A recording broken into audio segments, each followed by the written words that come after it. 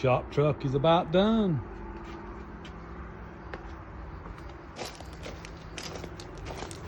I got the chrome trim that goes along the bottom and the pinstripe ordered.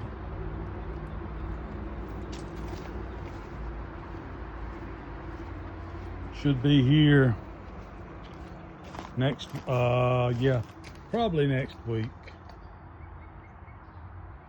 So, turned out pretty good.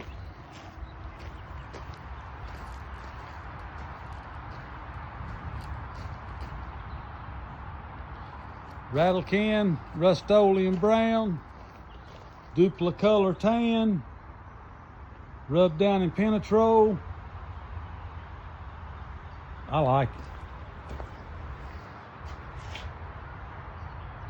Things that you can do for cheap if you want to.